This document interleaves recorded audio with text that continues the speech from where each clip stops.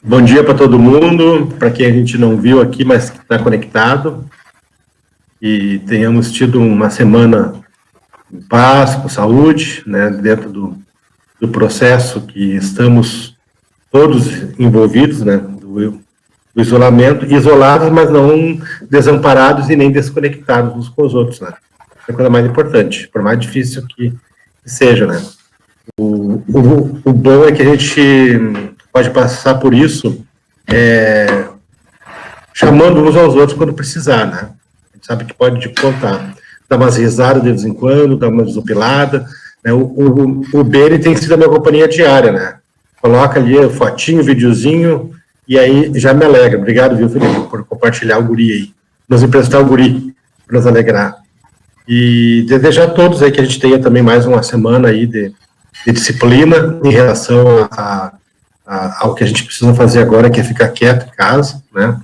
E esperar que vá passando e que a gente possa ir se adaptando o mais breve possível, mas dentro das orientações aí que a gente está seguindo. Em relação ao Boa Nova, a gente vai continuar seguindo as diretrizes, né, dos órgãos responsáveis.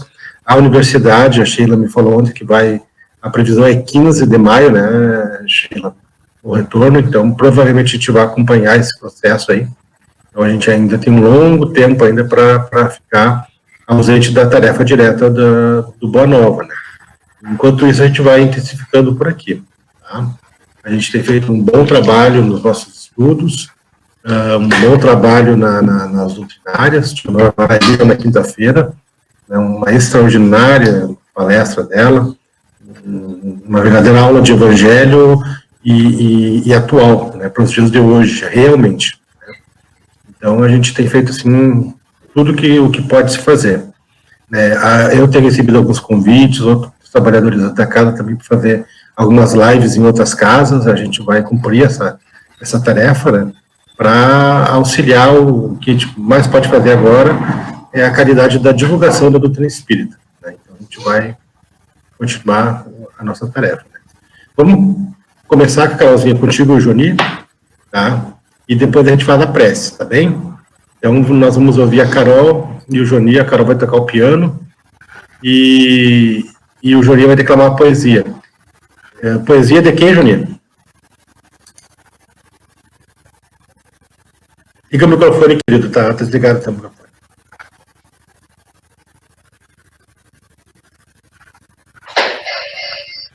A poesia é o pêndulo da vida. É uma poesia de Rabindranath Tagore. Lindo, lindo. Que é um poeta indiano, nascido em Calcutá, em 7 de maio de 1861, e desencarnou em Calcutá em 7 de agosto de 1941, com 80 anos. Esse poeta foi um destacado poeta indiano e mundialmente conhecido, tanto é que ele recebeu o Prêmio Nobel da Literatura em 1913. Então, essa poesia, de tantas poesias dele, nós escolhemos essa para recitar agora. É uma poesia que a Lucy me pedia para recitar. Então, eu, acompanhado da Carolzinha, então, no piano, eu recito.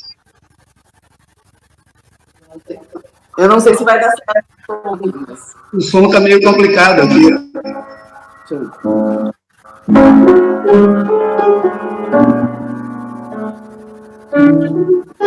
Dorme os olhos.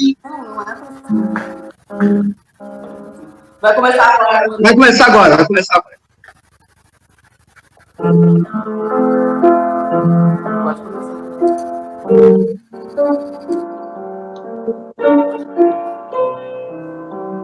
Dorme os olhos,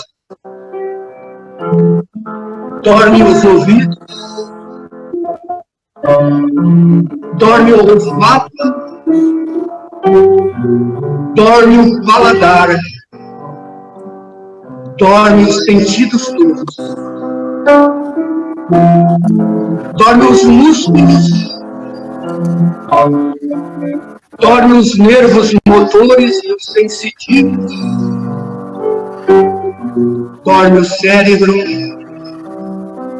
e com ele a razão. Dorme os lábios, dorme a língua e com ela a palavra, o canto, a exclamação. Dorme a dor e dorme o prazer. Dorme as lágrimas e dorme o riso também. Dorme a esperança e repousa a fé. Só o coração não dorme.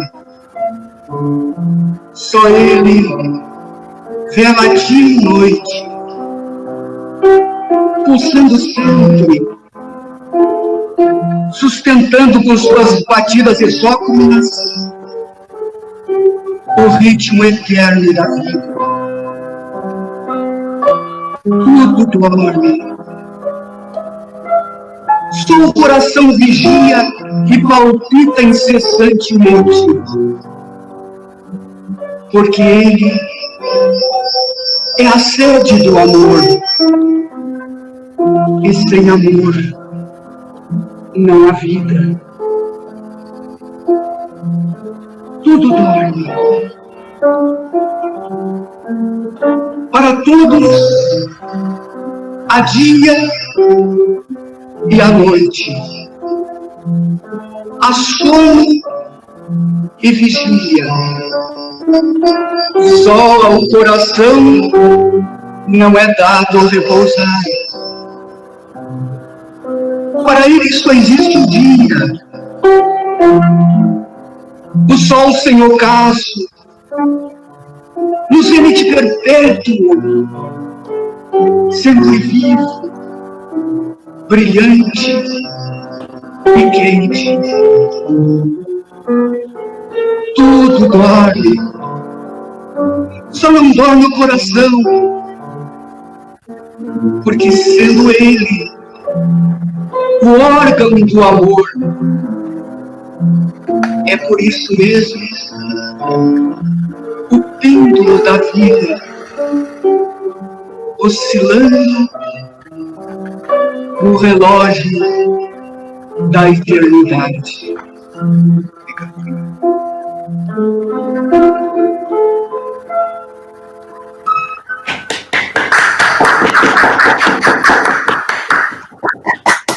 Muito lindo, Jolie. Lindo, lindo, lindo. Lindo, lindo. Lindo mesmo, né?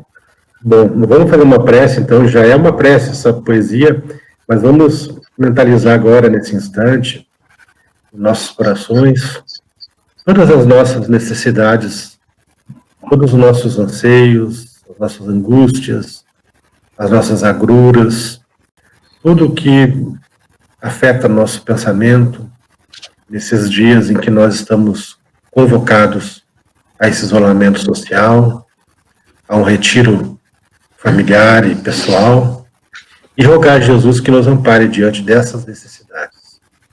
Sabemos, Mestre, que ainda temos muitas dificuldades de nos adaptar às novas formas, aos novos pensamentos, a tudo aquilo que o momento nos impõe. Nos auxilia, Senhor, nesses dias difíceis e, ao mesmo tempo, dias de alegrias por vermos em nós algumas coisas boas já acontecendo no que concerne a disciplina e o entendimento pelo qual estamos passando. Obrigado, Jesus, por todo o amparo, por amparar os nossos corações, e rogamos, Jesus, que ampare a todos aqueles profissionais que estão no sacrifício, em todos os lugares do mundo, cuidando dos pacientes, dos profissionais da saúde, e todos aqueles profissionais e todas as outras profissões que fazem com que a gente consiga a estar em casa, para que as coisas não parem totalmente de funcionar. Obrigado, Jesus, pela nossa saúde, pelos nossos familiares, e continue nos amparando, para que possamos, dessa forma, também amparar uns aos outros. Que assim seja. Que assim seja. Muito bem. Zé, vou te passar a bola, te desejando um bom trabalho aí. Hoje o versículo ali é extraordinário, extraordinário. Ele fala diretamente aos nossos corações, no que tange ao nosso entendimento, o que é realmente um sacrifício, o momento que nós estamos vivenciando hoje, nos faz refletir e fazer com que a gente saia desse estudo de hoje renovado e amparado pelas palavras de Jesus, que continua dizendo para nós, né? Nós estamos já no finalzinho dessa parte que ele fala aos discípulos, né? Das perseguições. Mas nós temos que ter uma postura, né? Hoje, amanhã e sempre, em relação à nossa vida, à vida dos outros, e é disso que o Zé vai falar hoje. Tá bem? Bom estudo aí, Zé, e que possamos interromper quando precisar, levantar a mãozinha ali, que a Cris vai nos propiciar a palavra, tá bom? Bom dia para todo mundo. Shalom Aleichem, que a paz esteja sobre todos nós, e mais do que nunca, a gente precisa estar em paz. Então, hoje, o capítulo 10, do versículo 32 de Mateus, diz o seguinte: assim, todo aquele que se declarar por mim diante dos homens, eu também me declararei por ele diante do meu Pai, que está nos céus. Segundo o Aloísio, esse versículo foi de difícil tradução, porque, às vezes, um texto como esse, para ser bem entendido, ele é bem entendido na língua de origem, mas ele não é bem compreendido num outro idioma. Ou seja, quando se transfere esse texto para uma outra estrutura linguística, ele não funciona bem, ele não soa bem. E esse versículo funciona muito bem no aramaico e no grego.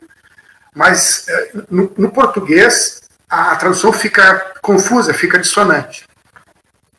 E, na verdade, o que o Jesus estava querendo dizer com esse versículo? O objetivo do miudinho é separar uma pequena parte do versículo, que essa pequena parte funcione como um acesso para aquela inteligência que vai estar contida naquele ensinamento. Então, hoje aqui, o que a gente vai fazer? Vai primeiro interpretar o texto como ele é, e depois a gente vai selecionar a palavra-chave que vai abrir a concepção desse versículo. É mais ou menos assim. Todo aquele que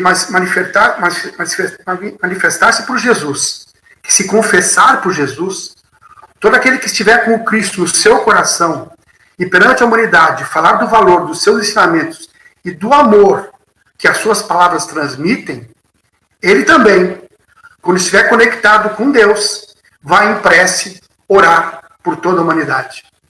Então, assim, a nossa conexão com Jesus, quando a gente se aprofunda nos ensinamentos de Jesus e procura colocar isso na nossa vida, Jesus também, no momento que ele se conectar com Deus e ele está sempre conectado, ele vai orar por todos nós.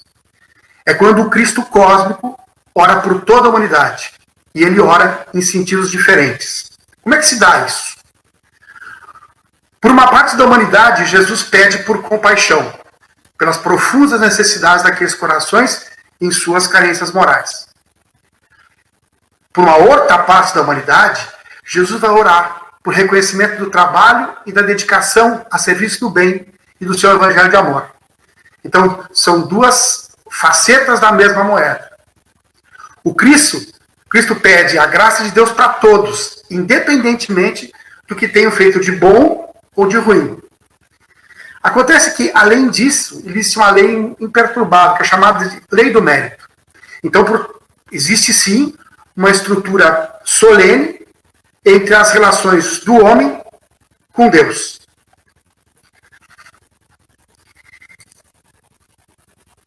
No livro Justiça Divina, lição 30, cujo título é Diante da Lei, ele diz assim, Emmanuel vai dizer assim: o espírito consciente, criado através dos milênios, nos domínios inferiores da natureza, chega à condição de humanidade depois de haver pago os tributos que a evolução reclama. À vista disso, é natural. Compreendas que o livre-arbítrio estabelece determinada posição para cada alma, porquanto cada pessoa deve a si mesma a situação em que se coloca. Ou seja, o caminho, quem trilha, quem segue, a direção que a gente toma na nossa vida é uma decisão absolutamente pessoal.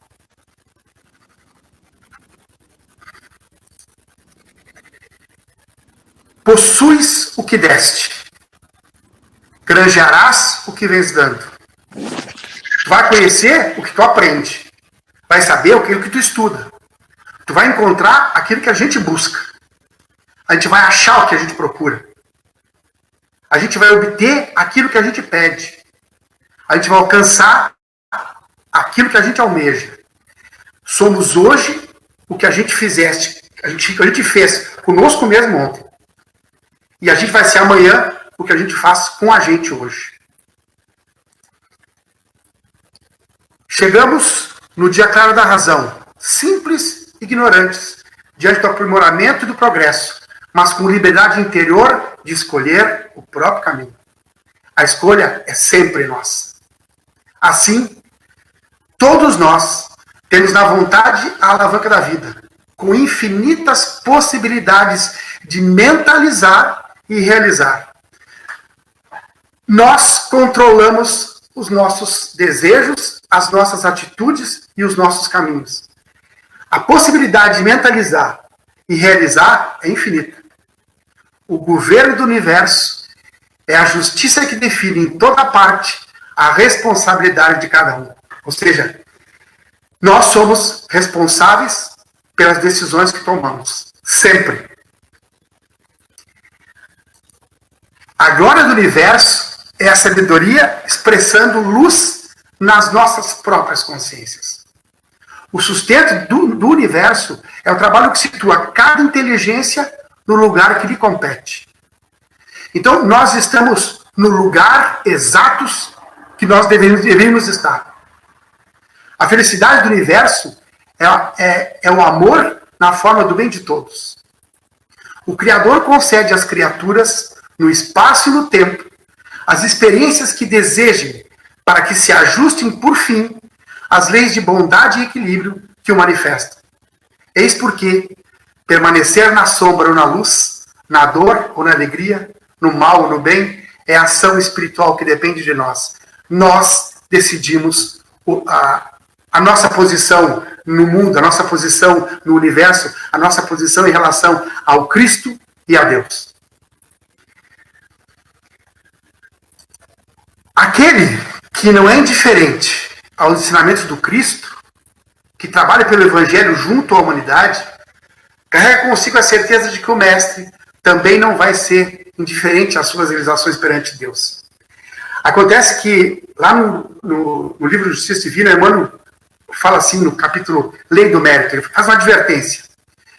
Se presumes que Deus, eu não peguei todo o texto, só uma parte. Se presumes que Deus cria seres privilegiados para incensar-lhes a grandeza, pensa na justiça antes da adoração. Cada consciência é filha das próprias obras. Cada conquista é serviço de cada um. Deus não tem prerrogativas ou exceções. Toda glória tem preço, é a lei do mérito, a qual ninguém escapa. E se a gente lembrar dos discípulos, hoje apóstolos, com exceção de João, todos eles enfrentaram circunstâncias muito difíceis, extremamente difíceis. Isso não foi diferente nos grandes cérebros, nas grandes inteligências que vieram até o mundo. A grande maioria deles morreu ou desencarnou em situação difícil, complicada. E a palavra que vai nos permitir mergulhar na profundeza, aprofundar esse versículo, é a palavra declarar. Que vai aparecer 2 vezes nesse versículo. Todo aquele que se declarar por mim diante dos homens, eu também me declararei por ele diante do meu Pai. Na tradução do Haroldo Dias, existe uma nota que vai sugerir outras palavras possíveis serem empregadas nesse versículo, que é homologar, concordar, assentir, reconhecer, confessar e declarar-se, palavras correspondentes ao original em grego. A gente vai destacar a palavra homologar, que na tradução vem do grego homologel, cuja etimologia é composta de dois radicais gregos, homo, o mesmo, igual, homogêneo, a mesma coisa, e logos, palavra articulada, verbo, linguagem composta. Homologel, ter a mesma opinião, dizer a mesma coisa. Então, para isso, a gente vai dividir esse versículo em duas partes. Na primeira parte, o discípulo perante os homens falando sobre Jesus. Questão 625 do Livro dos Espíritos. Jesus é o Messias, o guia e modelo de toda a humanidade. Isso não teria valor se não fosse homologado, se não fosse confirmado pelas atitudes de Jesus, pelas ações de Jesus. Aquilo que ele ensinava, aquilo que ele dizia, ele homologava, ele ratificava da forma como ele agia. E o que homologou as palavras que os discípulos falam para a multidão é a última e mais preciosa lição, o ato extremo, a crucificação, o sacrifício por amor. Coincidentemente, estamos vivendo isso nesses 3 dias. Ontem, a crucificação de Jesus. Então, casualmente, esse versículo entra, esse sacrifício por amor entra nesses dias agora. E como esse versículo tem uma estrutura espelhada, a gente vai inverter o processo. Na segunda parte, Jesus fala perante Deus sobre os homens. Jesus precisa falar algo sobre os discípulos que necessita ter valor real. Jesus impresse em um pedido de glorificação a Deus. Ele diz mais ou menos assim: eles são os meus discípulos e esperam suas vidas nos meus ensinamentos e atitudes. Se o que homologou a pregação do discípulo sobre o mestre foi o sacrifício por amor ao mestre, o que vai homologar a oração do mestre junto a Deus sobre o discípulo é o sacrifício por amor do discípulo. O sacrifício por amor. Esse é a linha desse versículo. A palavra sacrifício foi ressignificada pelo cristianismo, que é uma palavra de origem romana, e era aplicada no ambiente dos templos romanos. E é composta por 2 radicais latinos: sacro, que é sagrada, e ofício, ocupação. No contexto romano, é o que se fazia para agradar exclusivamente uma divindade. Então, é uma ocupação sagrada. No livro Construção do Amor, no capítulo A Oferenda Cristã, antigamente a fé exibia nos templos as vísceras fumegantes dos animais mortos, quando não imolava o sangue humano para aliciar a simpatia dos gênios inferiores, categorizados à conta de anjos e deuses nos santuários primitivistas. Zé, desculpa. Por favor. O chefe levantou a mão ali, senhor Éder, por favor, senhor presidente, tenha bondade. Aqui é o estudante Éder, então. Zé, muito importante essa colocação, e para a gente que fala tanto em sacrifício, né, me sacrifico, a gente usa essa palavra para muitas coisas. E é bem importante a gente lembrar, quando a gente vai para a etimologia da palavra, que é um santo ofício, ou seja, tudo aquilo que tu faz, né, por amor, por fidelidade, né, a Deus, a nós, a verdade. Então, a gente tem que também ressignificar essa palavra sacrifício para os dias atuais. Quando a gente fala, me sacrifiquei pelo meu filho, na verdade, eu fiz um ofício, fiz a minha obrigação perante o que Deus espera que eu faça, né, como co-criador. São só exemplos, assim, para a gente incutir na nossa mente a leitura do versículo, nos faz essa proposta, né? É que a gente adapte a nossa vida às lições do Evangelho. Então, que a gente nunca esqueça que sacrificar-se é fazer alguma tarefa, né, relacionado à divindade, ao que Deus quer que a gente faça, aqui como Jesus fez, né? A vida dele foi um santo ofício o tempo todo, sempre nos mostrando todas as possibilidades para que a gente encontre aquilo que a gente precisa. Tá bom? Se a gente for lembrar essa ressignificação da palavra sacrifício pelo cristianismo, é que antes se fazia oferendas aos deuses com animais, com sacrifício de sangue. O cristianismo ressignificou isso, e um exemplo cabal disso eram os cristãos que iam aos leões cantando alegremente, porque eles realmente acreditavam naquilo que aquele sacrifício era um sacrifício santo. Eles acreditavam naquilo que eles aprenderam nas palavras do próprio Cristo. E o sacrifício maior, que foi a própria crucificação do Messias, né? E uma outra coisa, Zé, assim, ó, a gente diz, é um sacrifício ficar em confinamento, nesse isolamento social. Na verdade, é um santo ofício, ou seja, é uma tarefa de proteção ao outro e a nós. Né? Se a gente não fizer esse sacrifício, ou seja, essa santa tarefa de ficar em casa, nós vamos estar prejudicando o próximo. Vai faltar respirador, vai faltar leite, vai faltar tudo. Então, esse sacrifício é um sacrifício que agrada a Deus. Por quê? Porque a gente está cumprindo a regra áurea, que é pensar no próximo. Perfeito. Eu também gostaria de falar, eu levantei a mãozinha, então vou te avisar que eu levantei a mãozinha, Zé. Tu me avisa, que eu paro.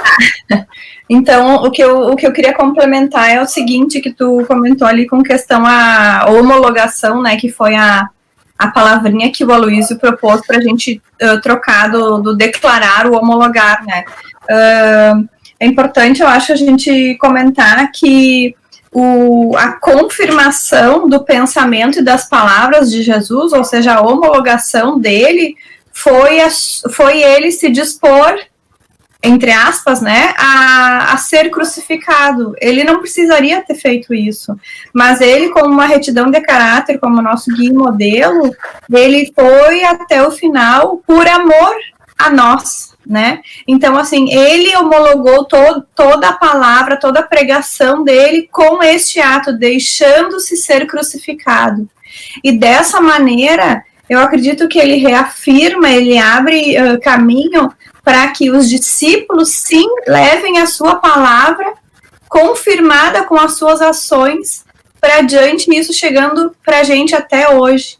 Então, e a partir disso, a nossa posição como querer ser discípulos, nos comportarmos como discípulos ou nos colocarmos como multidão, né?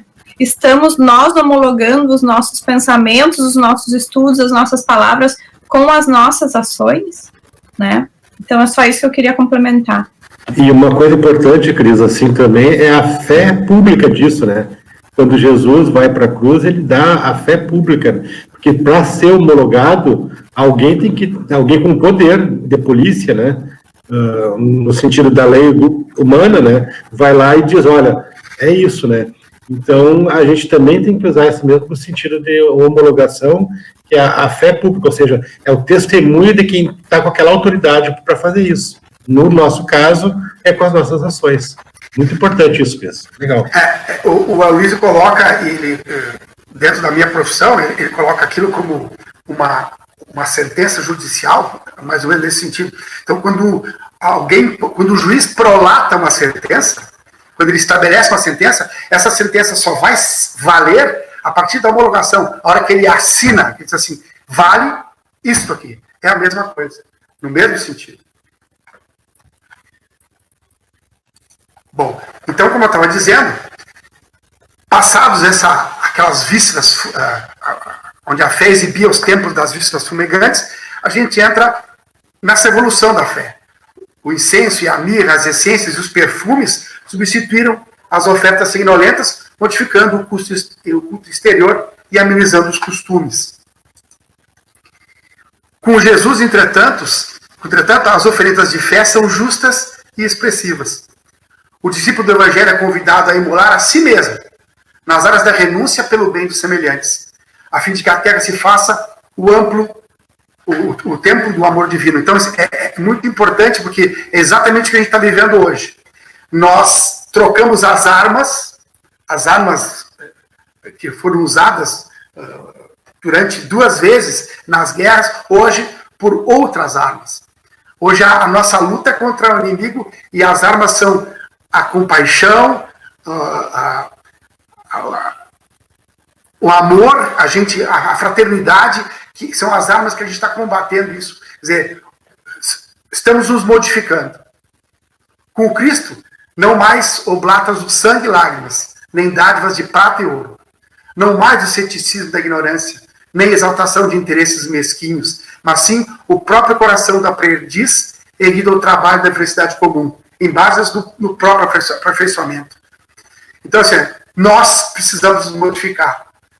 Mas mesmo assim a gente observa ações de egoísmo, e elas são mais expressivas, porque quando algum dirigente ele retém respiradores que vão para determinado país, é uma ação de absoluto egoísmo, e fica evidente isso na humanidade. Se pretendes trazer ao mestre o feito de teu caminho, recorda que o Cristo não deseja adoradores de sua figura excelsa, mas artífices e servidores da boa nova, que saibam calar auxiliando, amar com desprendimento e servir sem repouso. Porque somente nesse culto íntimo de afetuoso devotamento é que conseguiremos de verdade comungar hoje e sempre a edificação do reino de amor e luz. Ou seja, Jesus não quer que a gente fique, meu Deus, não. Vai trabalhar, vai fazer aquilo que ele ensinou, as ações que estão no Evangelho. É isso que importa nesse momento, ou melhor, em todos os momentos. É a edificação do reino de amor e luz no nosso próprio coração. No livro Mais Perto, capítulo Haddad Difícil, de Emmanuel, diz assim: não avançarás ao longo do caminho sem doar algo de ti mesmo. Se a gente não fizer algo pelos outros, ou sem doação, a gente não vai avançar nessa evolução ao reino de Deus. Aqui é o companheiro que te roga assistência fraterna. Além, é o desconhecido que te pede arrimo e esperança. Agora, é o amparo aos desvalidos. Depois, é o socorro aos enfermos. A maneira da embarcação que distribui os valores que se te enriquece, extrarás, seja onde fores, os bens que o Senhor te confia. Gente, estamos tendo a oportunidade de viver exatamente isso. É o momento dourado daqueles que querem, sim, testemunharem nos ensinamentos do Cristo um novo caminho. Esse é o momento. Nós estamos com a oportunidade na nossa frente. A questão é, nós vamos seguir esse caminho? Nós vamos estabelecer esse caminho verdadeiramente na nossa vida?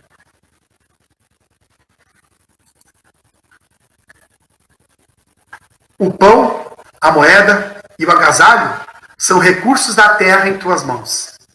Fácil será sempre mobilizá-los e estendê-los. Atenta, contudo, para a dádiva difícil que sai do coração.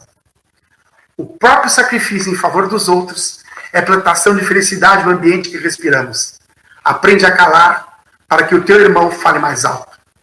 É o que está se fazendo hoje nos hospitais, os médicos, os enfermeiros, os atendentes de farmácia, aqueles que estão trabalhando para que a gente não nos falte o pão na nossa mesa, nós que estamos em confinamento, nós que estamos tentando proteger os outros e nos protegendo também. Então, está tudo interligado. Esse é o momento.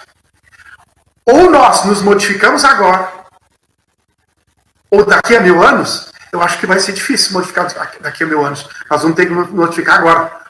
Porque a situação vai nos obrigar a isso.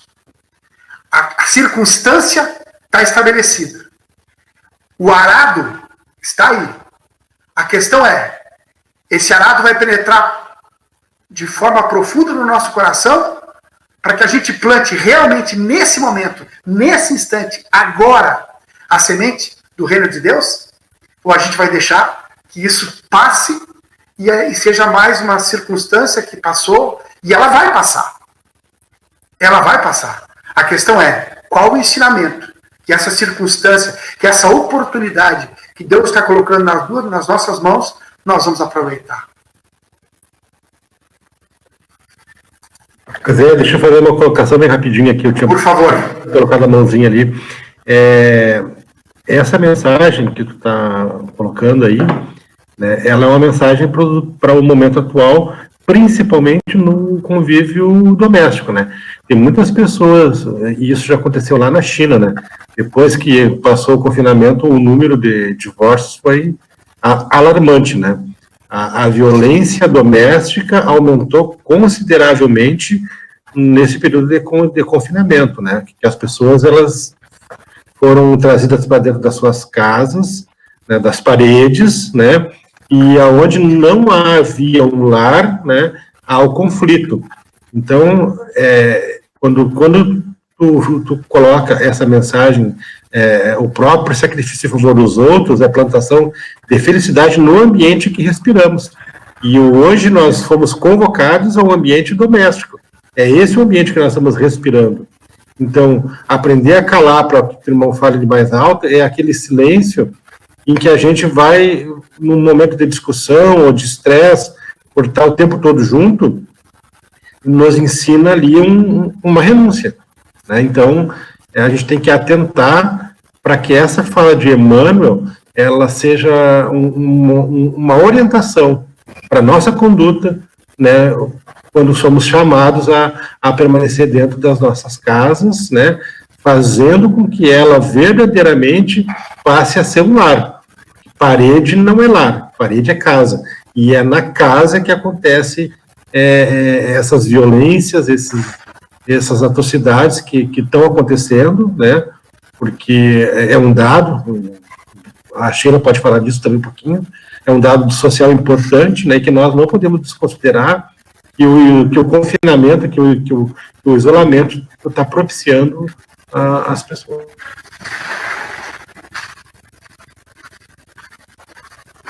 É isso? É isso. Emmanuel avança. Ele vai dizer assim: esquece as ofensas alheias, compreendendo que poderiam ter sido perpetradas por ti próprio. Então, nós, quando a gente faz, a gente esquece. Mas quando nos ofendem, aí é uma tragédia. Apaga-te para que a luz do próximo seja vista. Dá em ti mesmo, em humildade, paciência, brandura, abnegação e amor. Jesus, transmitindo as bênçãos do céu, de que se fazia portador, era o médico providencial dos sofredores na região em que se mantinha. Mas aceitando o supremo sacrifício de si mesmo na cruz, converteu-se em divino benfeitor da humanidade inteira. Não ouvides que a renunciação aos próprios caprichos, na exaltação do bem de todos, será sempre no mundo a tua dádiva maior. Ou seja, como tu mesmo falaste, a nossa casa hoje é a nossa oportunidade de harmonia, de calar, de ouvir, de nos abnegar em relação ao outro, transmitir as bênçãos do céu, que a gente é sim portador, porque nós não podemos ignorar que somos conhecedores do Evangelho, que nós somos conhecedores daquilo que Jesus, aliás, Jesus é para nós o modelo. E fica sempre a pergunta quando a gente vai tomar uma atitude diferente: o que Jesus faria? Lá no Evangelho, segundo o Espiritismo, capítulo 24, item 19, diz assim: rejubilai-vos, diz Jesus, quando os homens vos odiarem e perseguirem por minha causa, visto que sereis recompensados no céu. Podem traduzir-se assim essas verdades: considerai-vos ditosos quando haja homens que, pela sua má vontade para convosco, vos deem ocasião de provar a sinceridade da vossa fé. Porquanto o mal que vos façam redundará em proveito vosso. Lamentai-lhes a cegueira, porém não os maldigais. Ou seja, mesmo que nos ignorarem, mesmo que debocharem de nós, mesmo a gente lamenta a cegueira daquele irmão, e não pode se dizer assim, isso é um coitado. Não, isso é um espírito em evolução. Depois, acrescenta, tome a sua cruz aquele que me quiser seguir. Isto é, suporte corajosamente as tribulações que sua fé lhe acarretar, dado que aquele que quiser salvar a vida e os seus bens, renunciando a mim, perderá as vantagens do reino dos céus. Enquanto os que tudo houverem perdido nesse mundo, mesmo a vida, para que a verdade triunfe, receberão, na vida futura, o prêmio da coragem, da perseverança e da abnegação que lhe deram prova. Mas aos que sacrificam os bens celestes aos gozos terrestres, Deus dirá, já recebeste a vossa recompensa. Então, as nossas circunstâncias, as nossas dificuldades, a gente toma elas para a gente, para nosso aprendizado, e segue aquilo que o Cristo quer. Aquilo que está nos ensinamentos do Evangelho. O prêmio, talvez venha no futuro. Mesmo que a gente pague com a vida. Não tem problema. É só um momento. É só uma fase. É só uma circunstância que a gente ultrapassa, porque somos, sem dúvida nenhuma, espíritos imortais. Se alguém quiser acrescentar alguma coisa, por favor. É importante que todos participem, né? E uma prova disso, ou melhor, um exemplo disso, está no livro Paulo e Estevão, capítulo 8, A Morte de Estevão. Que diz assim, Estevão tinha agora o rosto enrubescido, envergonhado. Seminu foi auxiliado por um legionário romano para recompor os sobejos da veste em frangalhos, acima dos rins, para não ficar inteiramente nu. Com a mão trêmula, pelos maus tratos recebidos, procurava limpar a saliva que os mais exaltados lhe haviam esputado em pleno rosto. Forte pancada no ombro causava-lhe intensa dor no braço todo.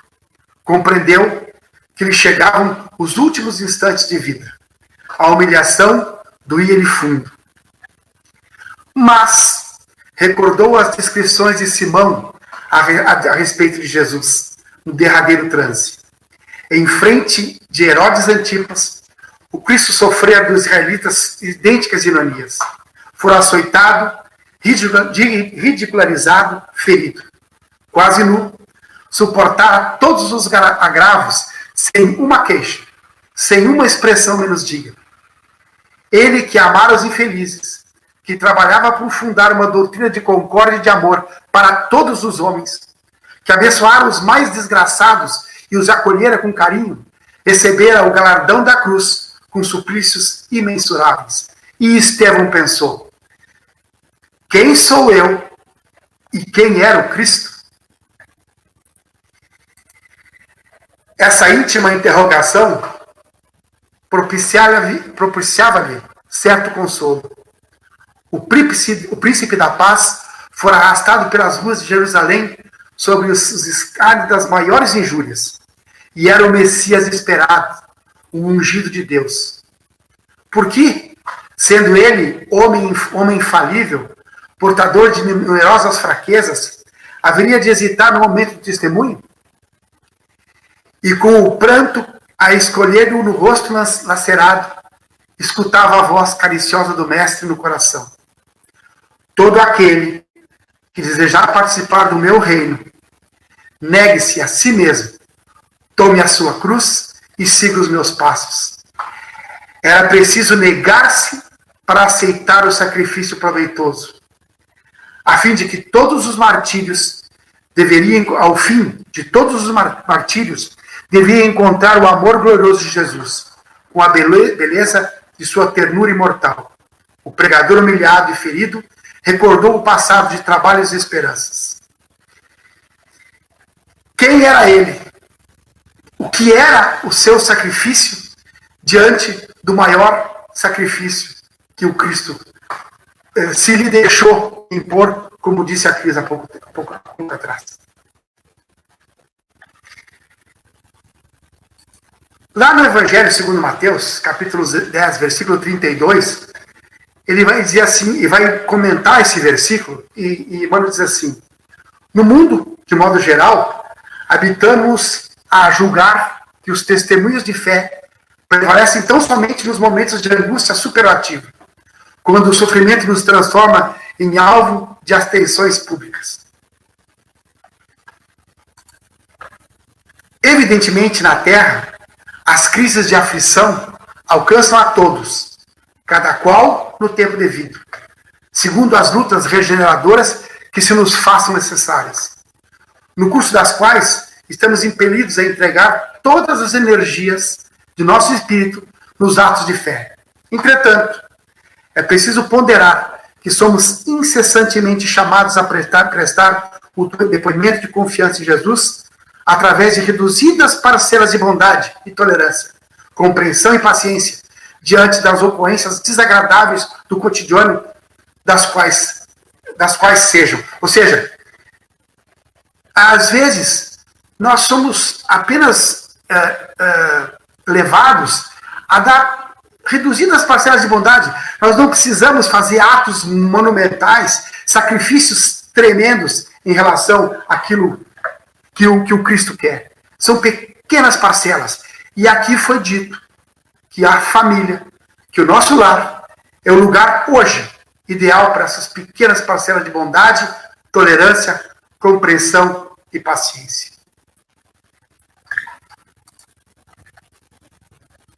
A referência desprimorosa, o olhar de suspeição, o pedido justo recusado, o beliscão da crítica, a desatenção e o desrespeito, o desajuste orgânico, o prejuízo inesperado, a transação infeliz, o desafio da discórdia. Então, impõe-se-nos a obrigação de confessar os seguidores do Cristo por intermédio de definições verbais claras e sinceras. Mas somos igualmente convidados a fazê-lo na superação dos aborrecimentos comuns. Porquanto só atravessando as diminutas contrariedades do dia a dia, como grandes ocasiões de revelar confiança em Jesus, é que aprenderemos a suportar as grandes provações como se fossem pequenas. Ou seja, são diminutas as circunstâncias, as dificuldades que se nos são colocadas quando a gente compará-las com os próprios discípulos de Jesus, Pedro, João não, porque João conseguiu viver 100 anos, né?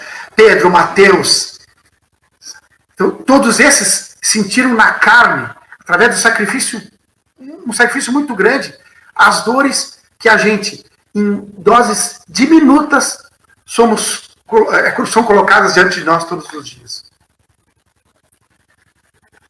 No livro Cartas do Coração, no Bom Combate, diz assim: enquanto brilha a manhã, atendamos à constrição divina. Convida-nos, Senhor, a operar no grande combate da luz contra a sombra e do bem contra o mal. Não longe de nós, há continentes do Espírito por descobrir e desbravar. Armemos o coração de amor e humildade, coragem e entendimento. Nós precisamos descobrir imensas dores, imensos sofrimentos, que estão, às vezes, muito perto de nós mesmos.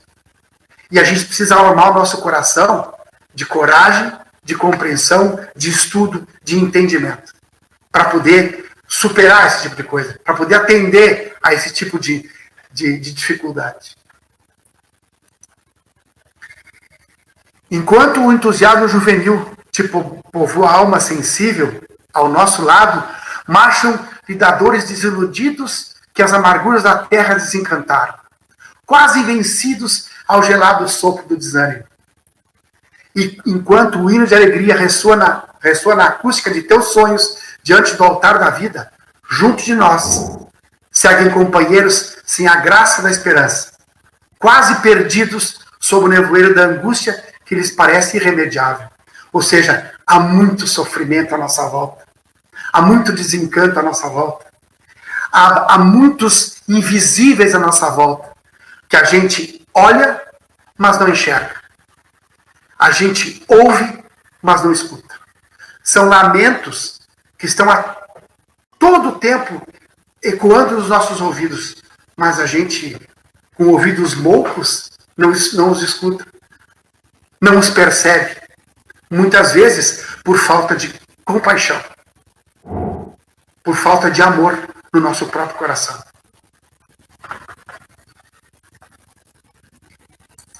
Há inimigos na vizinhança de nossa experiência pessoal, reclamando do socorro sereno e vigilância pacífica, dentro, muitas vezes, da nossa própria casa, dentro das nossas paredes, que nem sempre são o lar.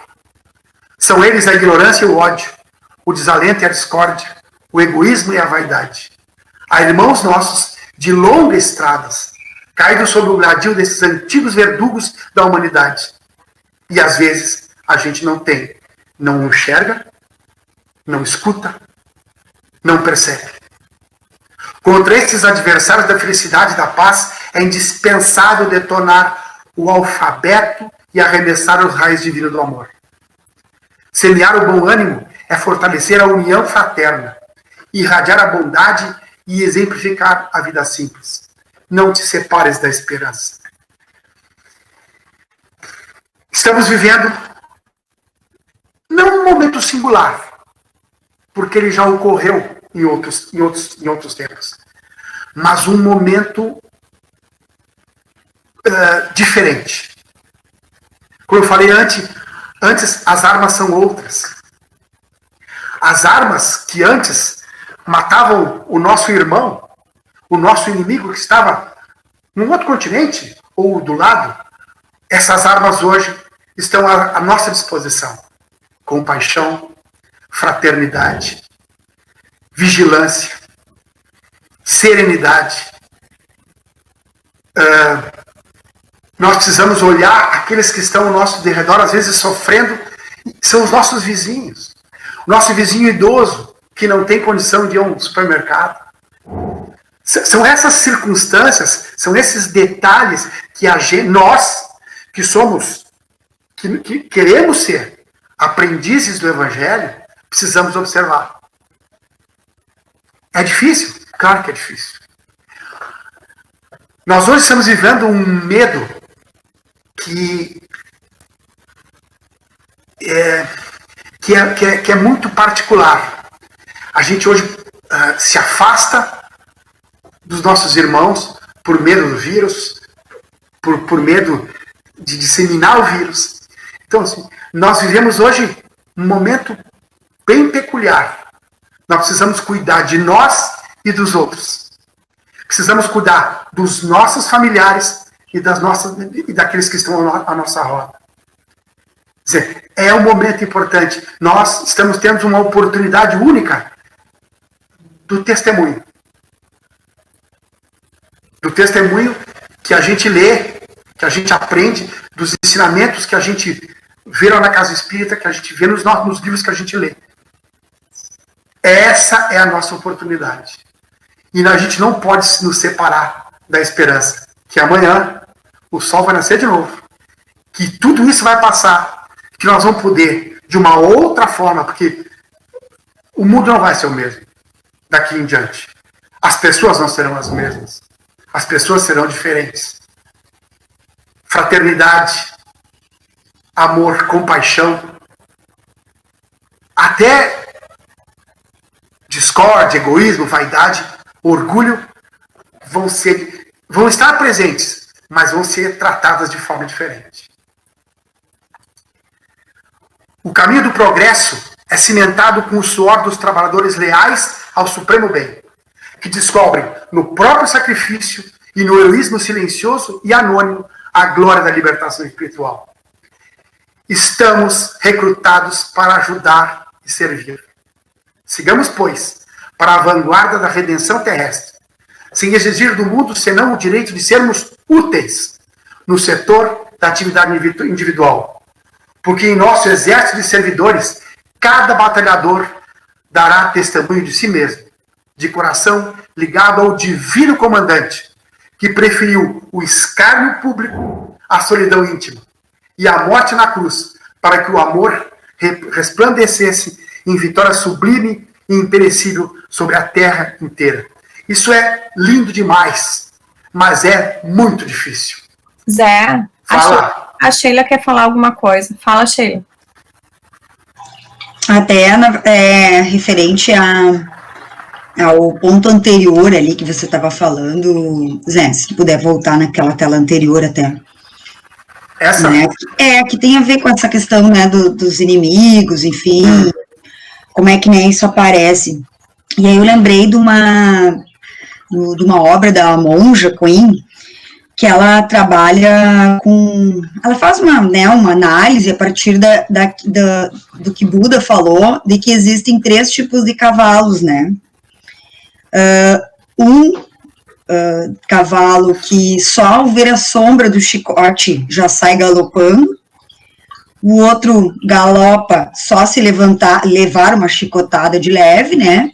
E o terceiro precisa machucar a pele para que ele, né, saia galopando. E se a gente for pensar, né, com relação ao momento que a gente está vivendo, alguns de nós conseguem já, sem estar próximo, por exemplo, de alguém que esteja vivendo, né, a doença, enfim, consegue sensibilizar-se, né, e consegue ter uma postura de cuidado de si e do coletivo, né. Mas tem algumas pessoas que são como o segundo cavalo, né, que talvez só vão se dar conta do papel que cada um de nós tem a hora que a dor chegar mais próximo, né. E, infelizmente, existe um terceiro grupo que representaria talvez esse cavalo que só galopa quando leva a chicotada de modo a machucar, né, a sua pele, que é quando a gente parar de ver os números, parar de ver as estatísticas e reconhecer nomes das pessoas, por exemplo, que estão morrendo, né, pelo Covid. Então, eu acho que essa relação é muito interessante, né, porque às vezes a gente fica propagando o ódio, o egoísmo, né, a discórdia, sem perceber que isso vai retornar a nós mesmos, né. Então, a gente toma, às vezes, atitudes que vão exatamente, né, na contramão daquilo que talvez a gente deseja que os outros, inclusive, ajam conosco, né. E só quando acontece uma coisa ruim conosco, uma experiência, né, ruim, é que a gente se dá conta que estava agindo mal. E nós não precisamos mais disso, a gente já sabe, né, que é a lei do retorno, que é uma questão de tempo. Então, é muito mais fácil hoje a gente adotar a postura reta, né? Ali quando você apresentou também, né, a passagem de Paulo de Tarso, enfim, nós não precisamos mais, né, ser chicoteados, queimados, apedrejados. Mas parece que em alguns momentos, né, a gente age como esse terceiro cavalo que Buda chama a atenção, né? Tem que apanhar para se dar conta. E acho que a gente só vendo a sombra do chicote dá para a gente seguir adiante, né? A gente já tem conhecimento suficiente e acho que também do ponto de vista do sentimento nós já avançamos um pouco, pelo menos, né? Só essa contribuição aí, Zé. Maravilha. Tem mais alguém que quer falar? Eu tinha levantado a mãozinha aqui também. Eu não vou botar a mãozinha, desculpem. Quando fala ali do combate da luz e a treva, né? Nós temos que voltar isso para dentro de cada um de nós, né? Já há em nós os primeiros raios de luz acontecendo. A gente não pode esquecer que a gente está num estudo minucioso do Evangelho, né? Onde a gente está matriculado na escola do discipulado. A gente não é e não pode ter mais a atitude de multidão, que é aquele que é descomprometido com o Cristo. Até gosta de ouvir falar, de ler alguma coisinha superficial, de ficar na periferia ali, de nadar por cima da água, né, de não querer mergulhar.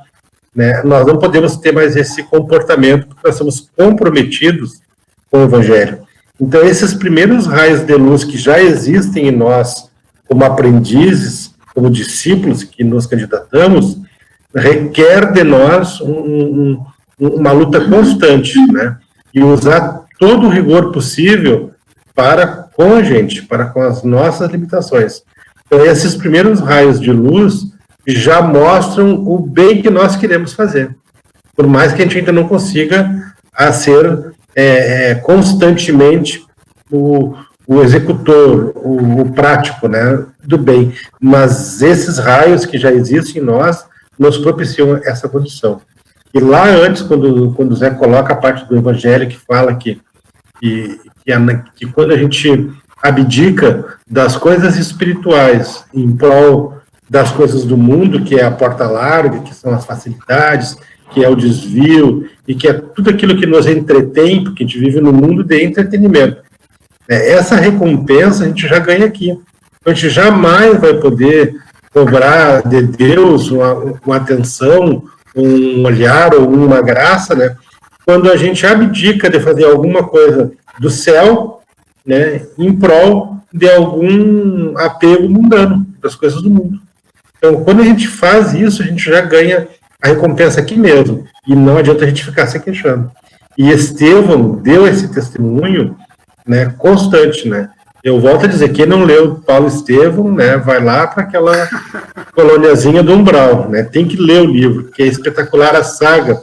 A primeira parte do livro gira em torno de Gesiel, que é Estevão, né, ele troca o nome, né, quem lê o livro vai entender o porquê. E esse testemunho que ele dá na hora da morte dele é extraordinário. É o coroamento, né, de um discípulo. E no final, a atitude dele é apostolar, porque ele renuncia à própria vida, né, em função disso. E aí eu lembro também lá no capítulo, que eu não lembro qual o número, da história de Joana de Cusa, né, quando ela é levada para a fogueira junto com o filho dela. E o soldado que vai botar fogo, eles estão presos, cada um pedaço de madeira com a lenha embaixo, né? E o soldado, antes de botar fogo, com pena daquela cena, a mãe e o filho, né? E o soldado diz para aquela mulher, abdica desse teu Cristo, dessa tua crença, olha o teu filho do teu lado, ele vai morrer junto contigo, abdica, né? Abjura, e o menino fica em desespero, mãe, a gente vai morrer aqui, né? Vamos negar. E aí ela lembra de tudo o que Maria passou, de tudo o que Jesus passou, e ela, naquele momento, ela teria que dar o verdadeiro testemunho. Imagina uma mãe, uma criança pequena do lado, prestes a ser assassinada pela fogueira. E ela disse assim, cala-te, meu filho, nós precisamos dar o testemunho, nós vamos fazer aquilo que Jesus espera de nós. Ele, que nada tinha para sofrer, passou por isso. Maria, mãe dele, passou pela mesma dor que eu estou passando. Então nós vamos passar junto, né? E ela não volta atrás. Então, esse testemunho de Joana de Cusa, ele é um testemunho muito forte, mas que também mostra a verdadeira renúncia, né? O sacrifício, ou seja, o verdadeiro santo ofício, né? Em prol do Evangelho, em prol da verdade, e em prol daquilo que a gente não pode jamais abdicar, que é a nossa fé genuinamente verdadeira. Mais alguém? É isso? Então vamos adiante. Muitos mandam, exigem, dispõem, discutem. Serás aquele que serve o samaritano da bênção, o entendimento dos incompreendidos, a luz do que se debate nas sombras, a coragem dos tristes e o apoio dos que se afligem na retaguarda. E ainda, quando tiveres absolutamente a sós, no ministério do bem, serás fiel à obrigação de servir, lembrando-te de que, certo dia, um anjo na forma de um homem, calteado em supremo abandono, carregando a cruz do próprio sacrifício, mas porque servia, perdoando, fez nas trevas da morte o sol das nações, em perenidade de luz e amor para o mundo inteiro. Vamos ler de novo o versículo? Então eu vou ler assim agora. Todo aquele que manifestar-se por Jesus, que se confessar por Jesus, todo aquele que estiver com o Cristo no seu coração e perante a humanidade, falar do valor dos seus ensinamentos e do amor que as suas palavras transmitem, Jesus também, quando estiver conectado com Deus, em prece, vai orar por toda a humanidade. Era isso, gente. Por hoje.